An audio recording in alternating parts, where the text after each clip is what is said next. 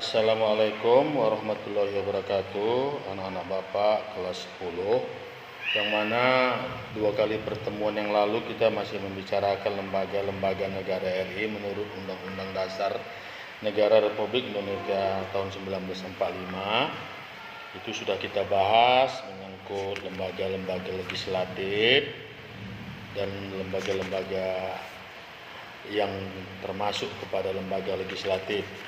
Lalu minggu semalam juga kita masih mempelajari masalah lembaga legislatif juga, yaitu lembaga negara yang 8 bagian. Sekarang kita tetap masih membahas lembaga-lembaga negara yang menurut Undang-Undang Dasar Negara Republik Indonesia tahun 1945. Kalau yang lalu mengenai legislatif, sekarang kita membahas mengenai lembaga eksekutif.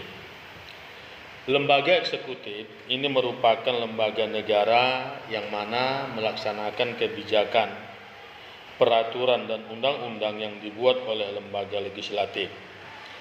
Lembaga eksekutif adalah atau lembaga eksekutif di Indonesia adalah presiden, wakil presiden, kementerian, koordinator, kementerian negara, lembaga pemerintah non-departemen, termasuklah gubernur atau pemerintahan di provinsi, bupati atau pemerintahan yang berada di kabupaten atau wali kota, serta badan-badan khusus. Lalu kita membahas kepada presiden. Presiden ini merupakan hal yang mana dia berada pada tingkat pusat. Presiden dan wakil presiden ini sering disebut dengan pemerintah pusat. Lalu presiden memiliki kewenangan menetapkan dan mengajukan anggota dari hakim konstitusi, mengangkat duta konsul, menerima duta dari negara lain, memberikan gerasi dan rehabilitasi dengan pertimbangan dari Mahkamah Agung dan mahkamah yang ditunjuk untuk memberikan rehabilitasi itu. Kalau yang anak Bapak punya buku, lihat di halaman 95. Lalu Kementerian Negara ini dalam menjalankan kekuasaan eksekutifnya, presiden dan wakil presiden dibantu oleh Kementerian Negara. Ini diatur di dalam bab 5 pasal 7 Undang-Undang Dasar NRI tahun 1945. Ya nak, bisa di halaman 96. Lalu yang ketiga, lembaga yudikatif. Lembaga yudikatif ini di dalam pasal 1 ayat 3 Undang-Undang Dasar Negara RI tahun 1945, yang mana setelah diamandemen menegaskan bahwa negara Indonesia adalah negara hukum.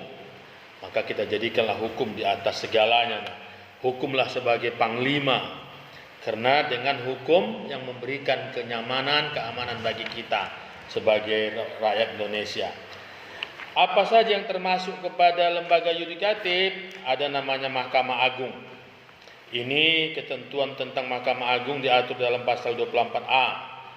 Berikut berbunyi pasal tersebut, ya, pasal 24A. Bisa kita lihat di halaman 100 yang punya buku.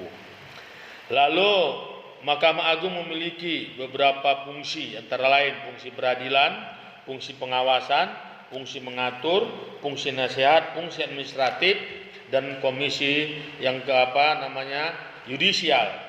Ini yudisial ini ketentuan tentang komisi yudisial diatur dalam pasal 24B. Ada bunyinya, lihat di halaman 102. Enak ya? Nah, di halaman 102. Lalu ada Mahkamah Konstitusi. Ini Mahkamah Konstitusi ini diatur di dalam pasal 24C Undang-Undang Dasar Negara Republik Indonesia tahun 1945 di halaman 103. Nah, boleh anak Bapak lihat. Lalu ada lagi namanya BPK, yang mana ini juga mempunyai wewenang memeriksa pengelolaan dan tanggung jawab keuangan negara. Pelaksanaan pemeriksaan BPK dilakukan berdasarkan undang-undang, dan pemeriksaan BPK mencakup pemeriksaan keuangan, pemeriksaan kinerja. Itu di halaman 105. Enak ya? Lalu keanggotaan BPK mempunyai 9 orang anggota. Enak ya? Nah, itu dilihat di halaman 106. Lalu yang C, kedudukan dan ketentuan lain tentang BPK ini diatur dalam pasal 23G Undang-Undang Dasar tahun 1945. Dilihat di halaman 106 ya nak ya. Bapak rasanya demikian.